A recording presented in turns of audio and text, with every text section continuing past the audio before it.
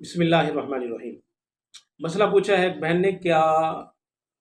بیوی اپنے خامند کو اپنے ہاتھ سے ڈسچارج کر سکتی ہے یا نہیں کر سکتی؟ تو اس صورت میں سب سے پہلے تو یہ سمجھے، بلا ضرورت ایسا کرنا مکروہ تحریمی لکھا ہے فقہا نے تمام مسائل میں، تمام فقہ کی کتابوں میں جو حوالہ جات ہیں اور جو مسائل ہیں ان میں جو ہے یہ بلا ضرورت جو ہے نا یہ، ہاں اگر بیوی بیمار ہے، کوئی اس کو ایسی بیماری لاحق ہے جس سے اس سے مطلب جماع نہیں ہو سکتا، یا وہ اتنی کمزور ہے کہ ہم بستری کرنے کی وجہ سے وہ بیماری اس کو لاحق ہو سکتی ہے، یا اس کی کوئی مطلب جلد کی بیماری ہے یا کوئی جسمانی بیماری ہے جس کی وجہ سے وہ خامند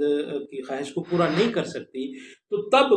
مطلب جا کے آخری صورت میں، اور مرد سے شہوت کنٹرول نہیں ہوتی، اس کو یہ مجبوری ہے یا اس کو یہ ڈر ہے کہ اگر اپنی بیوی سے وہ مطلب ڈسچارج نہیں ہوتا تو وہ کہیں جا کے زنا نہ کر لے، اللہ معاف فرمائے، اور کہیں برا نہ کر لے، تو